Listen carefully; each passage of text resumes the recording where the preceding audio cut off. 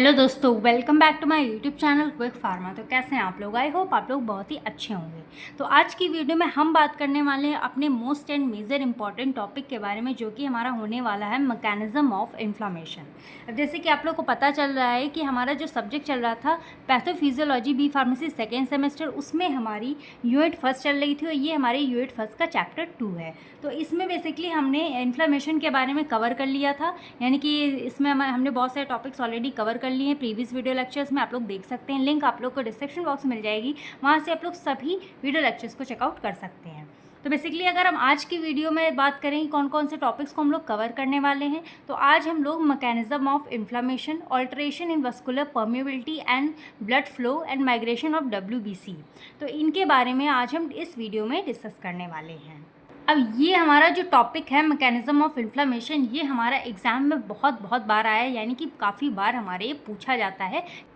अब ये हमारा सब मोस्ट इम्पॉर्टेंट टॉपिक क्यों कहलाता है इस चैप्टर 2 का, क्योंकि हमारा इसमें आप लोग अगर टाइटल देखेंगे इस सिलेबस में, तो इसमें ये दिया गया है basic mechanism involve in the process of inflammation and repair.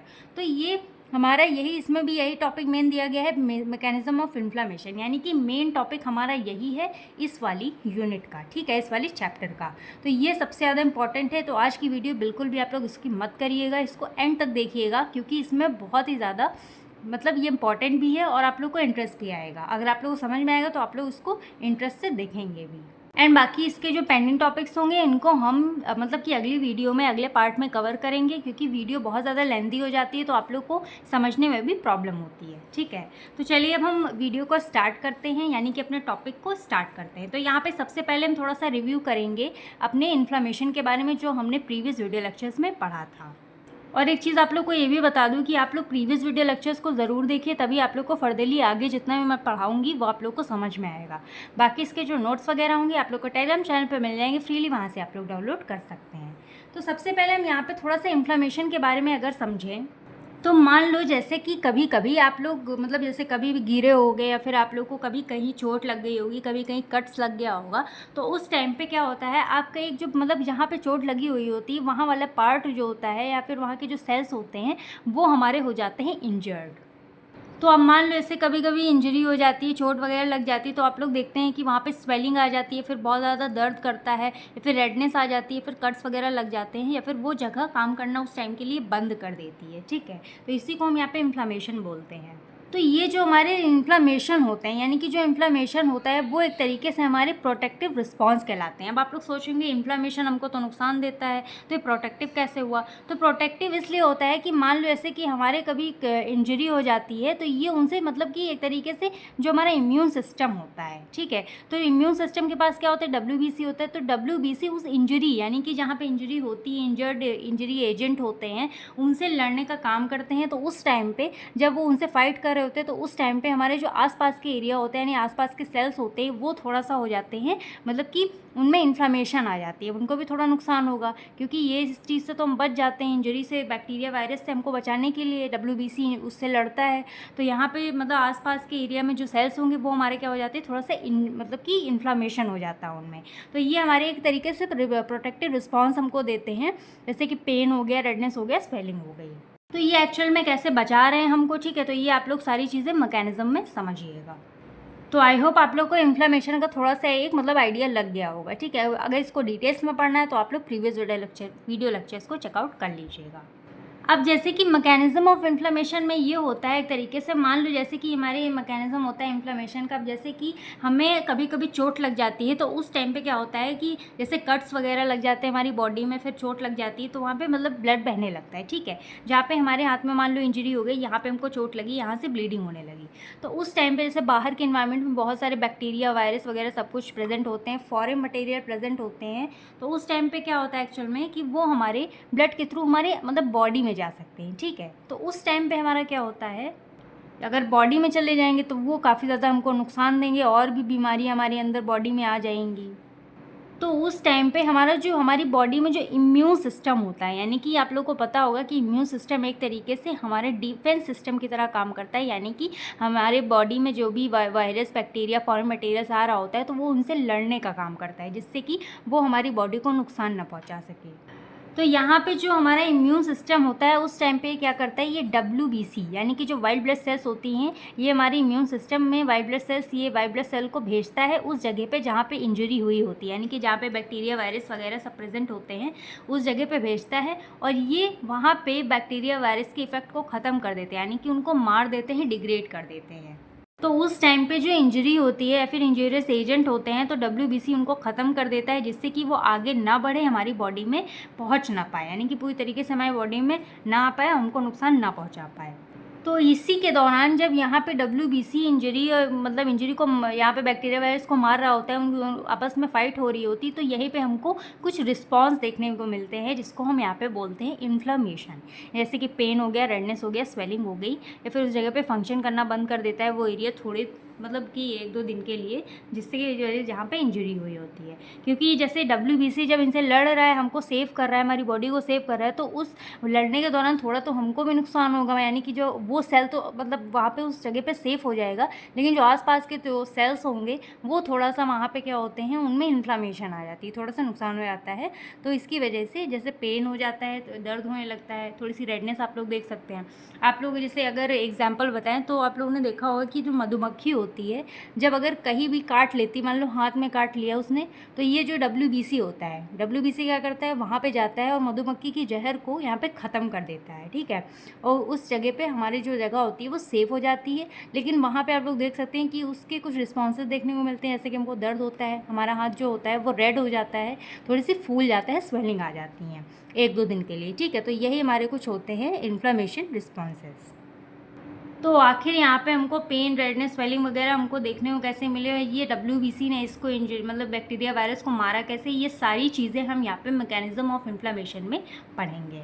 तो चलिए सबसे पहले थोड़ा सा हम मैकेनिज्म को यहाँ पे थोड़ा सा मतलब कि नॉर्मल देसी भाषा में समझते हैं, उसके बाद इसको हम टेक्निकल टर्म में समझेंगे, तब आप लोगों को तो ज़्यादा क्लियर होगा।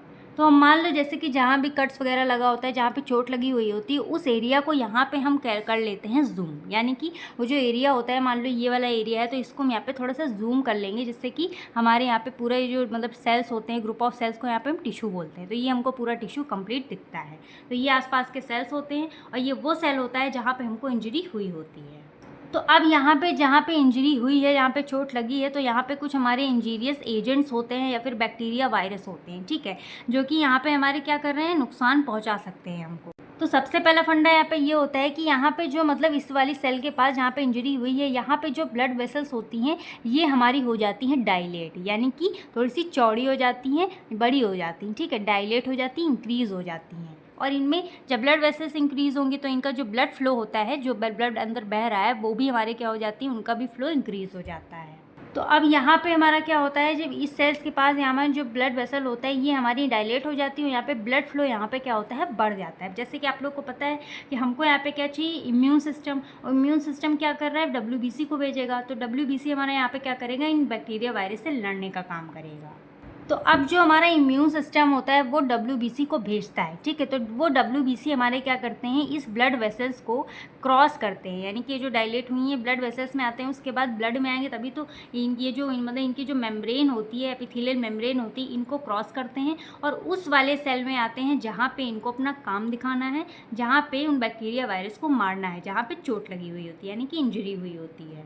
तो यहाँ पे जब WBC सेल के अंदर आ जाते हैं, यानी कि इंट्रासेलुलर स्पेस में आ जाते हैं सेल के अंदर, तो ये हमारे इसके WBC के पास कुछ मेडिएटर्स होते हैं, तो ये मेडिएटर्स ही यहाँ पे काम करते हैं, यानी कि ये मेडिएटर्स अपने छोड़ देता है, और यही मेडिएटर्स यहाँ पे जहाँ इंजरी हुई होती है वहाँ पे जितने बैक्टीरिया वायरस होते हैं उनको ख़त्म कर देते हैं, किल कर देते हैं। तो जब ये मेडिएटर्स इनके साथ फाइट करते हैं तो ये बैक्टीरिया, वायरस, इंजीरियस एजेंट जो भी होता है सेल के अंदर जो हमको नुकसान पहुंचा रहा है उसको ये मार देते हैं और यहाँ पे इनका काम तमाम कर देते हैं। तो उसी टाइम पे जब ये इनको मार रहे होते हैं, इनसे फाइट कर रहे होते हैं, तो जो आसपास के सेल्स होते हैं उनमें भी थोड़ा बहुत असर पड़ेगा नहीं। अब जैसे ही कोई भी चीज़ होती है, अगर किसी भी चीज़ कोई अच्छी चीज़ है तो उनका कुछ साइड इफ़ेक्ट भी होता है। उसी तरीके से जब इनसे फाइट कर रहे हैं, हमको बचा रहे हैं हमारी बॉडी को WBC इनके मेडिएटर्स, तो ये तो मर जा रहे हैं, लेकिन यहाँ पे जो आस पड़ोस के जो सेल्स होते हैं उनमें आ जाती है हमारी क्या, इन्फ्लामेशन। यानी कि जैसे कि थोड़ा बहुत यहाँ के भी जो सेल्स होते हैं आसपास के, इनमें क्या होती है, थोड़ी थोड़ी इन्फ्लामेशन आ जाती है, जैसे कि स्वेलिंग हो गया, रेडनेस हो गया, पेन हो गया, ये सारी चीज़ें हमको देखने को मिलती हैं। तो यही हमारा पूरा फंडा होता है मैकेनिज्म ऑफ इन्फ्लेमेशन का, ठीक है। तो आई होप आप लोगों को थोड़ा थोड़ा सा क्लियर हो गया होगा। अब यहाँ पे हम इसके पूरे स्टेप्स के साथ समझेंगे, इसको थोड़ा सा टेक्निकल टर्म में समझेंगे मैकेनिज्म ऑफ इन्फ्लेमेशन के बारे में। अब जो यहाँ पे मैकेनिज्म ऑफ इन्फ्लेमेशन है, इसको यहाँ पे हम पैथोजेनेसिस ऑफ इन्फ्लेमेशन भी बोलते हैं, ठीक है। तो यहाँ पे हमारे कुछ स्टेप्स इन्वॉल्व होते हैं मैकेनिज्म ऑफ इन्फ्लेमेशन में। वो हमारे होते हैं दो तरीकों के, एक हमारा होता है वस्कुलर इवेंट्स, सेकंड होता है हमारा सेलुलर इवेंट्स। अब हमारा जो यहाँ पे वस्कुलर इवेंट्स होता है, वस्कुलर इवेंट्स में बेसिकली हमारी दो चीज़ें आती हैं इसमें। मतलब वस्कुलर से आप लोग समझ सकते हैं कि यहाँ पे ब्लड वेसल्स की बात हो रही है। तो वस्कुलर इवेंट्स में बेसिकली दो चीज़ें ये आती हैं कि एक तो हमारे इसमें वस्कुलर परमिएबिलिटी के बारे में पढ़ेंगे, और यहाँ पे जो ब्लड फ्लो इंक्रीज़ हो रहा था उसके बारे में पढ़ेंगे। यानी कि जो हमारी ब्लड फ्लो यहाँ पे जो ब्लड वेसल्स थी वो हमारी यहाँ पे क्या हो रही थी, डायलेट हो रही थी, वैसो डायलेशन हो रहा था। और यहाँ पे हम इसके परमेबिलिटी, वस्कुलर परमेबिलिटी के बारे में पढ़ेंगे इसमें, ठीक है। बाकी हमारा सेलुलर इवेंट्स में हमारे कुछ इसके सब टाइप्स आ जाते हैं, जैसे कि migration of WBC, rolling and adhesion, immigration, chemotaxis and phagocytosis. तो ये हमारे सेलुलर इवेंट्स के कुछ स्टेप्स होते हैं जिनके बारे में हम एक एक करके पढ़ेंगे, ठीक है। तो सबसे पहले मैकेनिज्म ऑफ इन्फ्लेमेशन में हम यहाँ पे वस्कुलर इवेंट्स के बारे में डिस्कस करेंगे, फिर इन सब के बारे में। तो सबसे पहले यहाँ पे हमारा आ जाता है वस्कुलर इवेंट्स। अब इसको थोड़ा सा हम यहाँ पे एग्जाम्पल के टर्म में समझेंगे। अब मान लो जैसे कि हमारा यहाँ पे ये आ जाती है ब्लड वेसल्स, ठीक है। ये आप लोग देख सकते हैं, ये आ जाती है ब्लड वेसल्स, और जो मतलब कि दो लाइंस बनी हुई है, इसको यहाँ पे हम मेम्ब्रेन भी बोल सकते हैं। अब मान लो जैसे कि यहाँ पे हमारा ब्लड फ्लो कर रहा है, ठीक है। अब जैसे कि कभी कभी हम लोग क्या होता है, कभी भी हमारी किसी भी बॉडी के पार्ट में पेन होता है तो उस टाइम पर हम लोग खाते हैं टैबलेट या फिर कोई ड्रग लेते हैं उस टाइम पर। तो उस टाइम पर जो हमारी टैबलेट होती है वो सबसे पहले कहाँ पर आती है, वो हमारी आती है ब्लड में। तो ब्लड में वेसल्स में आने के बाद हमारे ब्लड में आती है, ब्लड में आने के बाद तभी तो इस मेम्ब्रेन को क्रॉस करके वो हमारे सेल्स तक पहुंचती है, ठीक है। तो जैसे कि अब सेल्स, जैसे कि आप लोग को पता है कि हमारी पूरी बॉडी में क्या प्रेजेंट है, हमारी पूरी बॉडी में ब्लड प्रेजेंट है। तो ब्लड के थ्रू ही हमारे जितना भी न्यूट्रिशन होता है, दवाई पानी होता है, या फिर जितने भी प्रोटीन्स वगैरह हैं, वो सारा हमको, सारा कुछ जितना भी है वो हमको ब्लड के थ्रू मिलता है। तो जो टैबलेट भी है वो टैबलेट भी हमें इस ब्लड के थ्रू ही मिलती है। तो ब्लड में आएगी, उसके बाद ब्लड के थ्रू हमारे सेल्स में पहुँचेगी, जहाँ पर हमको पेन हो रहा होगा वो अपने साइट ऑफ मतलब साइट पर जाके अपना एक्शन शो करेगी। तो वैसे ही यहाँ पर भी एक्चुअल में हमारा क्या होता है, तो यहाँ पे लिखा हुआ है it involves change alteration in vascular permeability and change in blood flow. अब इसका मतलब चलिए यहाँ से ही समझते हैं।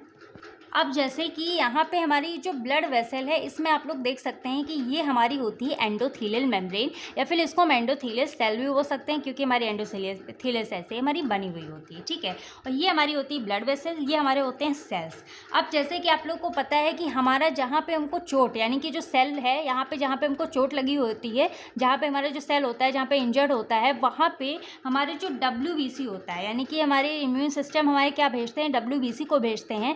फिर वहाँ पे हमारे जो WBC होते हैं वो हमारे सेल्स के पास पहुँचते हैं। अब सेल के पास कैसे पहुँचेंगे, जो हमारे WBC हैं वो हमारे ब्लड में आएंगे। तो हमारे जो WBC हैं वो इस एंडोथीलियल मेम्ब्रेन को क्रॉस करेंगे, तो क्रॉस करके ही तभी तो हमारे सेल के पास आएंगे, जहाँ पे हमको मतलब इंजरी हुई होती है, तभी तो उसके पास पहुँच पाएंगे।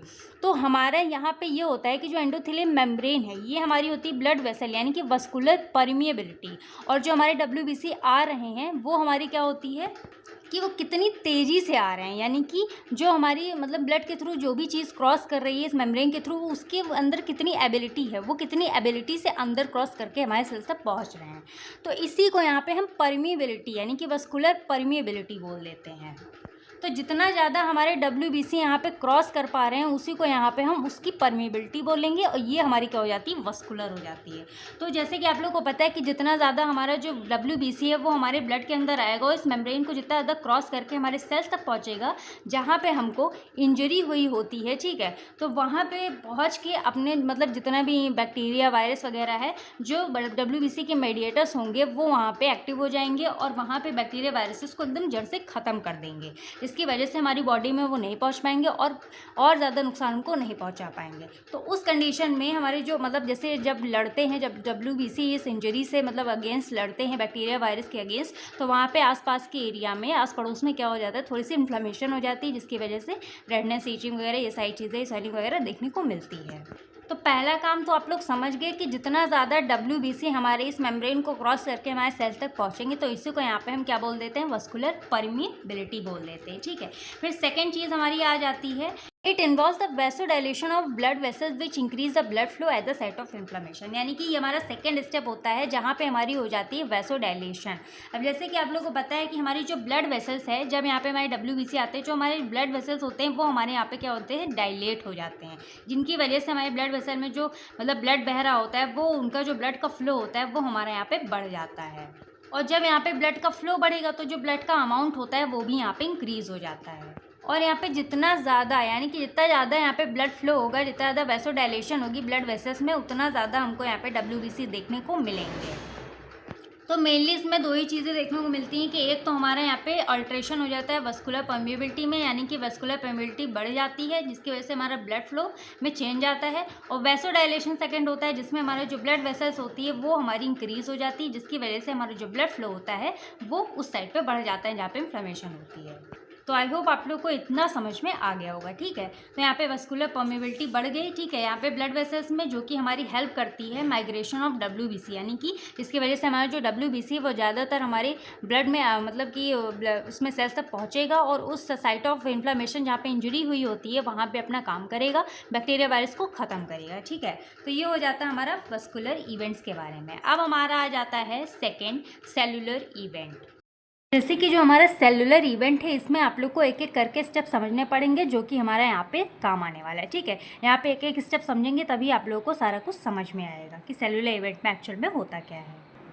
तो इसमें बेसिकली हमारी these are those response which occurred inside the cell, यानी कि ये हमारे वो रिस्पॉन्स होते हैं जो कि हमको सेल के अंदर देखने को मिलते हैं। इसमें हमारे सेवरल स्टेप्स होते हैं। तो सबसे पहले यहाँ पे हमारा आ जाता है माइग्रेशन ऑफ WBC।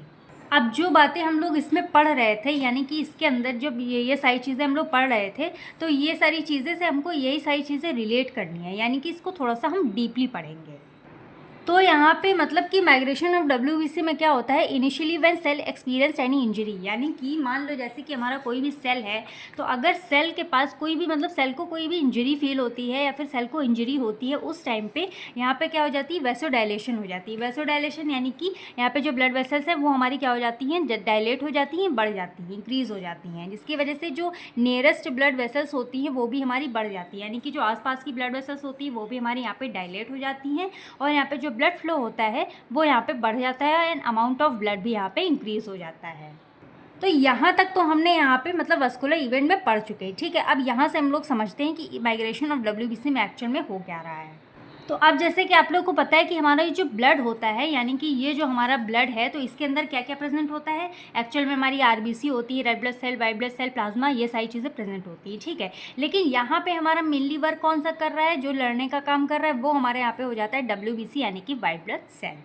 तो ये जो हमारे WBC होते हैं ये उस वाली साइड पे जाते हैं जहाँ पे मतलब इंजरी हुई होती है, जहाँ पे चोट लगी हुई होती है, वहाँ पे ये हमारे क्या होने लगते हैं, ये होने लगते हैं एग्रीग्रेट, यानी कि एग्रीग्रेट मतलब होता है इकट्ठा होने लगते हैं। और इकट्ठा होने के लिए ये हमारे क्या करते हैं, आपस में मूवमेंट करते हैं, यानी कि जब एक साथ मूवमेंट करते हैं तो क्या हो जाते हैं, थोड़े से इकट्ठा हो जाते हैं WBC। तो यहाँ पे जब मतलब कि जब ब्लड फ्लो होता है तो उस टाइम पे जो WBC होते हैं, यानी कि ब्लड वेसल्स की वॉल्स पे, यानी कि ये जो वॉल्स आप लोगों को दिख रही होगी यहाँ पे मतलब कि मूवमेंट करते करते हमारे क्या हो जाते हैं, यहाँ पे इकट्ठा हो जाते हैं, एग्रीग्रेट हो जाते हैं। अब मान लो ये हमारा सेल है जहाँ पे हमको क्या हुई है, इंजरी हुई है। तो अब ये हमारा हो गया ब्लड वेसल्स, ये हो गया WBC जो एग्रीगेट हुए हैं, ये हो गया सेल, और ये वाला क्या हो गया, इंजरीज वाला पार्ट हो गया। तो ये हमारे जो WBC होते हैं ये हमारे क्या हो जाते हैं, यहाँ पे मतलब कि यहाँ पे ब्लड वेसल्स की वॉल्स पे यहाँ पे इकट्ठा हो जाते हैं, एग्रीगेट हो जाते हैं। अब इतना तो आप लोग समझ गए कि पहले स्टेप में क्या हो रहा है, यहाँ पे जो हमारी वैसोडाइलेशन हो रही है, यानी कि ब्लड वेसल्स इंक्रीज़ हो रही हैं, यहाँ पे WBC हमारे एग्रीगेट हो रहे हैं, यानी कि इकट्ठा हो रहे हैं साइट ऑफ इन्फ्लामेशन पे जहाँ हमको इंजरी हुई होती है। अब सेकेंड स्टेप में हमारा क्या होता है, रोलिंग एंड एडहेशन। तो ये तो हमारा सेकेंड स्टेप है, लेकिन माइग्रेशन ऑफ WBC में आप लोग क्या समझे कि यहाँ पे जो हमारे WBC हैं वो यहाँ पे हमारे माइग्रेट हो गए।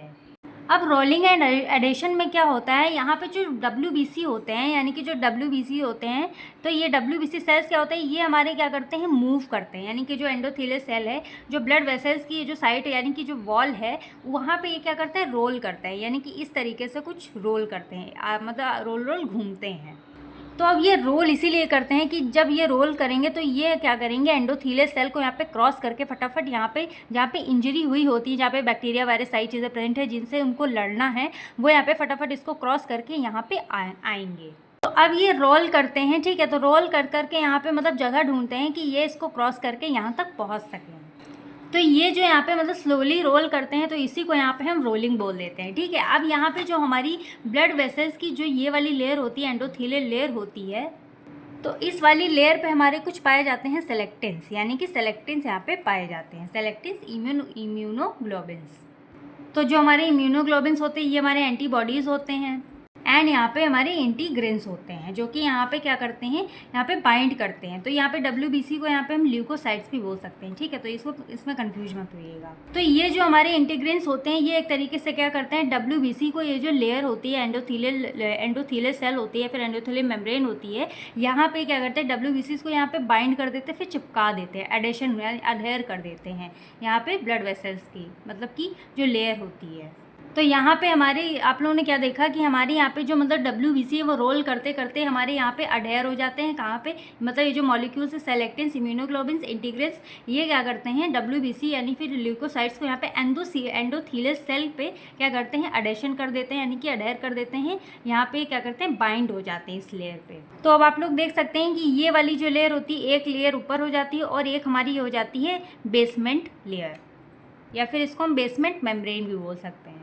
यानी कि जो मतलब बेसमेंट मेम्ब्रेन जो ब्लड वेसल्स की सबसे डाउन वाली लेयर, इनर मोस्ट लेयर होती है, वहाँ पे ये हमारे जो मतलब कि WBC होते हैं वो यहाँ पे बाइंड हो जाते हैं, चिपक जाते हैं।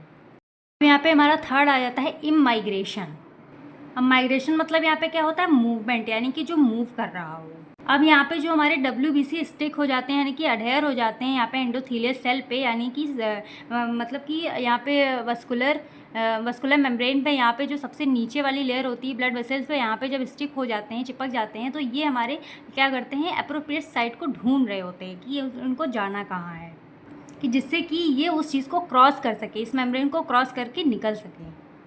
तो अब यहाँ पे मतलब कि जो हमारी ब्लड वेसल्स होती है इसमें हमारे कुछ गैप्स भी पाए जाते हैं, यानी कि छोटे छोटे से पोर्स टाइप के होते हैं, छोटे छोटे से, जिससे कि हमारी जो मतलब ड्रग वगैरह होती है वो भी तो हमारी क्रॉस करती है ना। तो यहाँ पे ब्लड के थ्रू क्रॉस करती है, तो यहाँ पे हमारे छोटे छोटे से जगह पाई जाती है, यानी कि छोटे छोटे से पोर्स पाए जाते हैं। तो जैसे कि इन लोगों को पता चलता है कि यानी कि जो हमारे WBC होते हैं जहाँ पे स्टिक होते हैं एंडोथीलियम सेल पे, तो ये हमारे क्या करते हैं, जैसे इनको जगह मिल जाती है कि हाँ यहाँ से हम निकल सकते हैं, तो ये अपना एक मतलब कि then they leak into extracellular space, यानी कि ये जो एक्स्ट्रा सेलुलर स्पेस होती है वहाँ पे ये अपना एक एंजाइम को यहाँ पे क्या करते हैं, सिक्रीट करते हैं, जो कि हमारा होता है कोलेजिनियस एंजाइम। तो ये वाला जो एंजाइम होता है कोलेजिनेसिस, ये वाला एंजाइम जो होता है ये क्या करता है, इस जगह को थोड़ा सा रप्चर यानी कि डैमेज कर देता है। बहुत नहीं करता है, बस उतना डैमेज करता है जिससे कि हमारे मतलब कि निकल सके, पास हो सके। जैसे कि ये हमारे आप लोग देख सकते हैं यहाँ पे डायग्राम में कि ये हमारे जो WBC होते हैं, जैसे ये थोड़ी सी जगह रप्चर हो जाती है, टूट जाती है, तो ये हमारी क्या करते हैं, जो WBC होते हैं वो हमारे आराम से यहाँ पे निकल जाते हैं। तो यहाँ पे जैसे ही निकल जाते हैं तो यहाँ पे जो मतलब कि जो छेद होते हैं, जो पोर्स होते हैं, इनको यहाँ पे हम स्यूडो पोर्स बोलते हैं, ठीक है। यहाँ पे हम इसको क्या बोलते हैं, स्यूडो पोर्स बोलते हैं। तो ये थोड़े से नाम है, आप लोग को याद करना पड़ेगा, ठीक है। तो ये तो आप लोग समझ गए कि यहाँ पे इसने क्या किया, यहाँ पे एक मतलब कि यहाँ पे ये लीक हुए एक्स्ट्रा सेलुलर स्पेस को लीक किया इसने, और यहाँ पे बेसमेंट मेम्ब्रेन को थोड़ा सा डैमेज कर दिया बाई सिक्रीटिंग ऑफ कोलेजिनियस एंजाइम, ठीक है। उसके बाद और थ्रू स्यूडोपोड्स। तो इस पूरे टर्म को यहाँ पे हम लीकेज बोल सकते हैं, फिर लीक बोल सकते हैं कि यहाँ पे मतलब लीक हो जाता है, जिसकी वजह से हमारे जो जगह हो जाती है यहाँ पे डैमेज हो जाती है बेसमेंट, तो यहाँ पे जगह हो जाएगी, जिसकी वजह से हमारे जो WBC होते हैं वो आराम से यहाँ पे क्रॉस कर पाते हैं।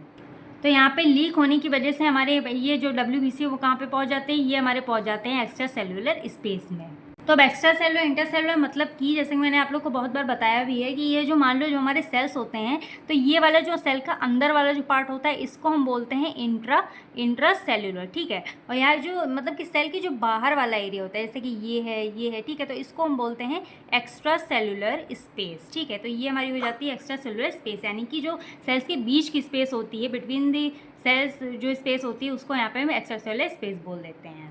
और इसको यहाँ पे हम इंटरस्टिशियल फ्लूइड भी यानी कि इंटरस्टिशियल स्पेस भी बोल सकते हैं, ठीक है, एक्स्ट्रा सेलुलर स्पेस को। तो इन माइग्रेशन में इतना सही होता है कि हमारे जो WBC होते हैं वो यहाँ पे मतलब बेसमेंट मेम्ब्रेन को डैमेज करके वहाँ पे सिक्रीट करते हैं कोलेजिनस एंजाइम एंड स्यूडोपोड्स के थ्रू ये हमारे क्या करते हैं उस जगह को लीक, यानी कि यहाँ पे हमारे लीक हो जाते हैं एक्स्ट्रासेलुलर स्पेस में, यानी कि डायरेक्टली जहाँ पे इंजरी होती है वहाँ पे सेल्स में डायरेक्टली नहीं जाते, ये सबसे पहले जाते हैं एक्स्ट्रा सेलुलर स्पेस में, जो कि हमारी सेल्स की बीच की स्पेस होती है। तो ये जब एक्स्ट्रा सेलुलर स्पेस में आ जाते हैं तो इसी को यहाँ पे हम बोल देते हैं इमाइग्रेशन। अब जो हमारे यहाँ पे मतलब कि जो हमारे WBC हैं वो हमारे लीक हो जाते हैं किसके थ्रू, स्यूडोपोड्स के थ्रू, ठीक है।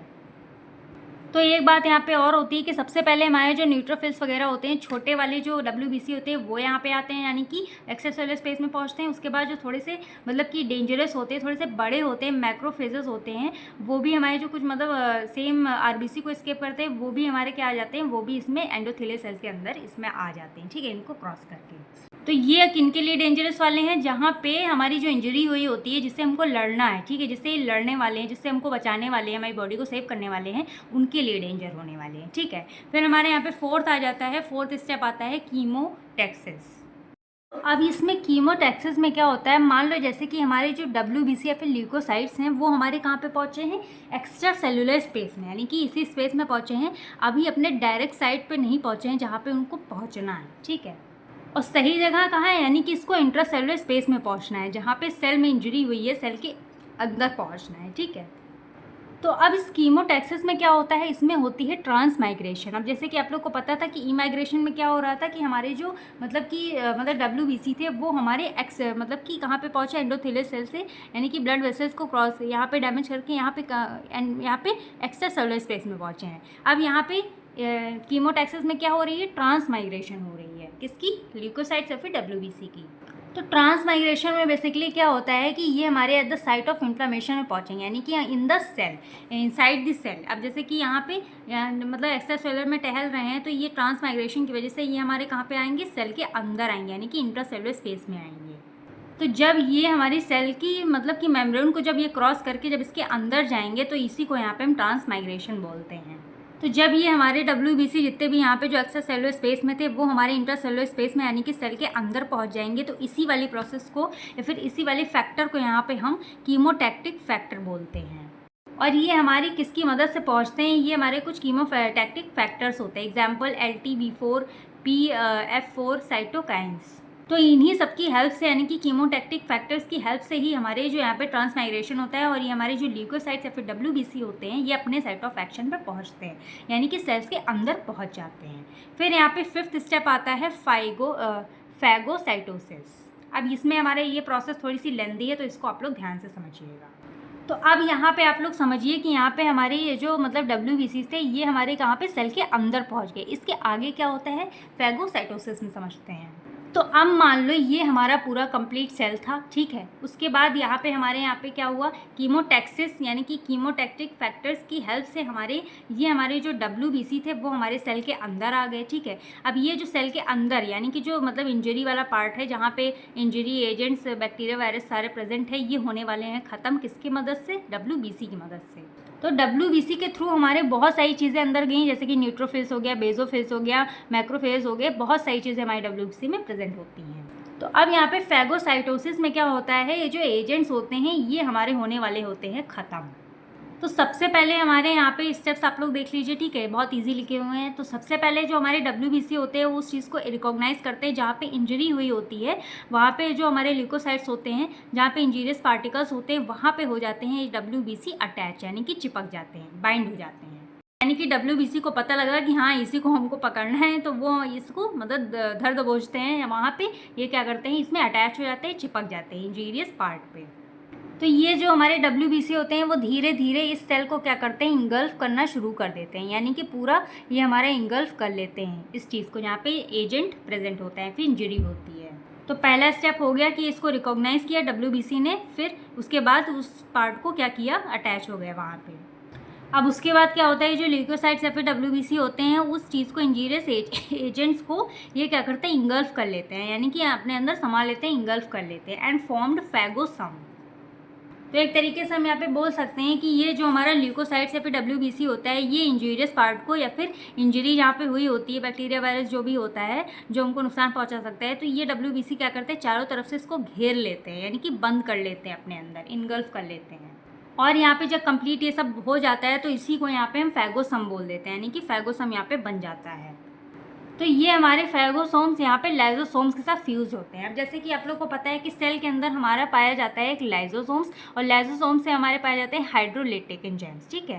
तो अब यहाँ पे क्या होता है, ये जो पूरा यहाँ पे मतलब कि ये जो बना हुआ है फैगोसोम जो बना हुआ है, ये हमारे क्या होते हैं, इस लाइजोसोम के साथ फ्यूज हो जाते हैं, यानी कि हाइड्रोलिटिक एंजाइम बहुत ज़्यादा खतरनाक होता है, इसके साथ ही हमारा फ्यूज हो जाता है, यानी कि ये फैगोसोम जो होता है लाइजोसोम के साथ फ्यूज हो जाता है विथ फैगोसोम। अब यहाँ पे जब ये दोनों मतलब कि आपस में फ्यूज़ हो जाते हैं तो ये हमारे क्या करते हैं, पूरा इस तरीके से बन जाता है। तो ये हमारे क्या करते हैं, जो हाइड्रोलिटिक ये जो मतलब लाइसोसोम्स होता है, ये क्या करता है, हाइड्रोलिटिक एंजाइम्स को यहाँ पे सिक्रीट करता है या फिर छोड़ देता है, और ये इस पर अटैक कर देते हैं पूरे। तो अब जैसे कि आप लोग को पता है कि WBC के पास ये जो मेडिएटर्स थे, ठीक है, तो ये इसने अपने मेडिएटर्स खुद तो छोड़े ही, और यहाँ पे साथ साथ में लाइसोसोम्स में जो हाइड्रोलिटिक एंजाइम्स है उसको भी ले आए, ठीक है। तो यहाँ पे डबल पावर हो गई।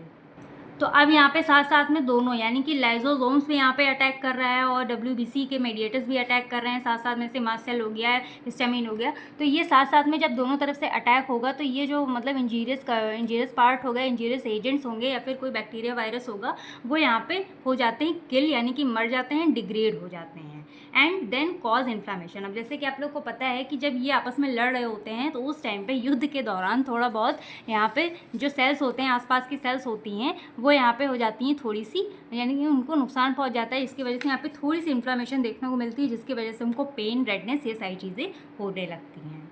मतलब कि यहाँ पे जब ये आपस में फाइट कर रहे होते हैं तो इनमें थोड़ा सा क्या हो जाता है, नुकसान पहुँचता है, जिसको हम बोलते हैं यहाँ पे इन्फ्लामेशन। तो यहाँ पे थोड़ी सी पेन, रेडनेस, स्वेलिंग वगैरह आ जाती है, ठीक है। तो ये हो जाता है फैगोसाइटोसिस के बारे में। तो आई होप आप लोग को सारे के सारे स्टेप्स क्लियर हो गए होंगे, ठीक है, कि मतलब कैसे यहाँ पे माइग्रेशन हुई WBC की, ठीक है, यहाँ पे एग्रीगेट कैसे हुए WBC, वैसोडाइलेशन कैसे हुई सेल्स में, ये कैसे पहुँचे, रोलिंग एडेशन इन्होंने किया, ठीक है। उसके बाद यहाँ पे ये रोलिंग एडेशन होने के बाद ये यहाँ पे चिपक जाते हैं, जो सबसे मतलब ब्लड वेसल की सबसे इनर मोस्ट लेयर होती है। उसके बाद इमिग्रेशन होता है, तो इमिग्रेशन में क्या हो रहा था, ये क्या कर रहे थे, एक्स्ट्रा सेलुलर स्पेस में लीक हो रहे थे, ठीक है, बेसमेंट को डैमेज करके। उसके बाद कीमोटैक्सिस के थ्रू इसमें ट्रांसमाइग्रेशन हो रहा था, ये कीमोटैक्सिस यानी कि कीमोटैक्टिक फैक्टर्स के थ्रू ये हमारे सेल्स के अंदर पहुँचे थे। उसके बाद फैगोसाइटोसिस हो रही थी, जहाँ पे मेन प्रोसेस हो रहा था, जिसमें यहाँ पे किलिंग एंड इंगल्फमेंट होती है किसकी, इंजीरियस पार्ट की, यानी कि इंजीरियस एजेंट्स की। और यहाँ पे जो इंजीरियस एजेंट्स होते हैं वो ख़त्म हो जाते हैं, मर जाते हैं, और यहाँ पे थोड़ी बहुत इन्फ्लामेशन देखने को मिलती है, जो कि पेन, रेडनेस, स्वेलिंग वगैरह, ठीक है। तो आई होप आप लोग को सारा कुछ क्लियर हो गया होगा मैकेनिज्म ऑफ इन्फ्लामेशन के बारे में। तो इससे रिलेटेड अगर आप लोग को कोई भी डाउट होता है, आप लोग कमेंट सेक्शन में पूछ सकते हैं। तब तक के लिए do like, share, comment and subscribe to my YouTube channel quick pharma. मिलता है नेक्स्ट वीडियो में नेक्स्ट टॉपिक के साथ।